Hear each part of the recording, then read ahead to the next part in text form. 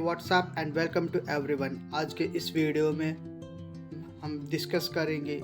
एक बहुत ही important aspect. वो है कि जिला न्यायालय से अगर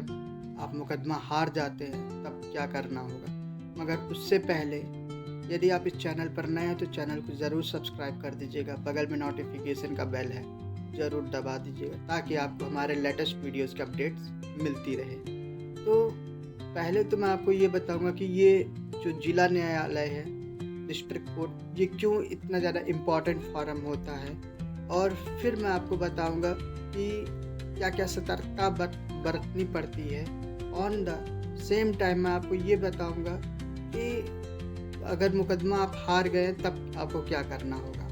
तो जब बात होती है जिला न्यायालय की, एक बहुत ही इम्पॉर्टेंट फॉरम वो इसलिए होता है क्योंकि एक मुकदमे के जो फैक्ट्स एंड सर्कमस्टेंसेस होते हैं उसके आधार पर कागज़ पे शब्दों को पिरो कर एक मुकदमे का फाउंडेशन, मुकदमे का एक ने पूरी तैयार की जाती है और वो ने पूरे बिल्डिंग का निर्माण करता है, जिससे एक मुकदमा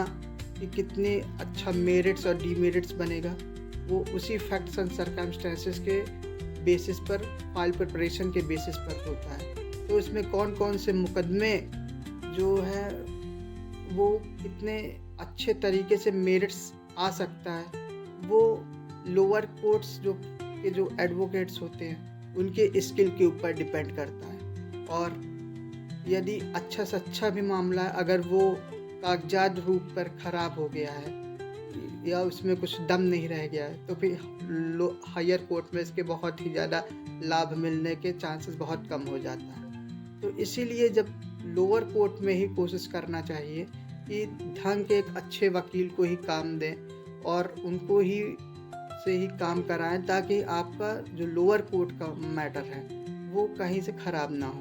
मगर खुदा ना खास्ता ये ख़राब हो गया है और आपके फेवर में ना आकर के आपके अगेंस्ट में जजमेंट आ गया है, तब उसमें आपको देखना पड़ेगा ये कि आपका जो केस है, जो मुकदमा, उसका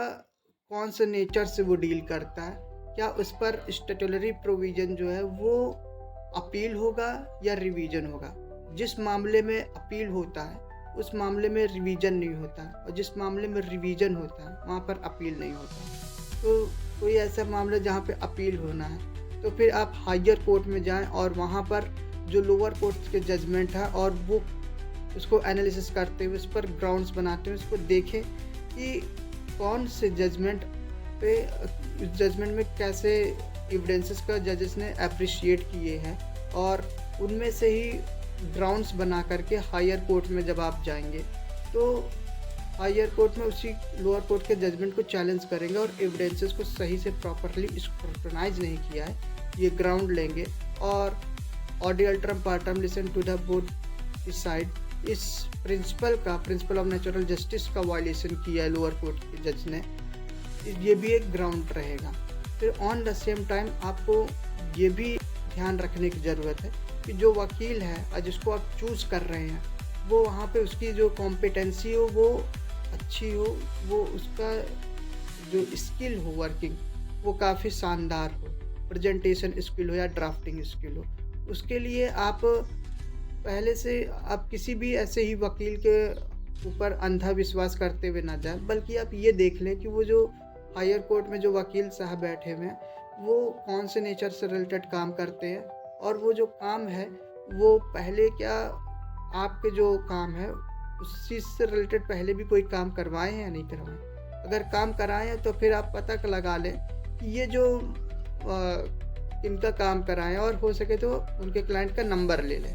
तो आप उनके पास जा कर के आप पता लगा लें कि अच्छा ये जो वकील साहब है ये कैसा है। तो वहाँ से आपको उनका एक सही अप्रोप्रिएट फीडबैक मिल जाएगा, जिससे कि आप रिलाई कर सकेंगे कि आप कहीं किसी और वकील के पास आप फंसने वाले नहीं हैं। और जब आप ये चीज़ देख लेंगे और जो आप बात करने के लिए जाए अपने एक वकील साहब के पास, तो वो उस वक्त अपने सारे कागजात ले कर के जाए, अपने सारे स्पेशली इम्पॉर्टेंट जो फैक्ट्स हैं केसेस के उसको ज़रूर बता दें, ताकि जब हायर कोर्ट में मामला पहुँचे तो फिर वहाँ पे लोअर कोर्ट में जो बातें नहीं आ पाई ऑन द डॉक्यूमेंट्स, और वो चीज़ उस ड्यूरिंग द फाइल प्रिपरेशन के दौरान वो चीज़ हायर कोर्ट में आ जाए। तो फिर उसके बाद डिपेंड करेगा कि प्रोसीजर कैसा है, और फिर वहाँ पर उनके वर्किंग स्किल और वहाँ के प्रोसीजर के अकॉर्डिंग चीज़ें चलेंगी। और वहाँ पर भी अगर चीज़ें नहीं जाता है तो फिर आप हाई कोर्ट में, फिर आप सुप्रीम कोर्ट में भी अपना जाइए और वहाँ पे सेम प्रोसेस को फॉलो कीजिए। और जो एक ग्राउंड्स है और वो एक ग्राउंड पर क्या क्या जजमेंट निकल रहे हैं, वो जजमेंट बहुत ही ज़्यादा इम्पॉर्टेंट है।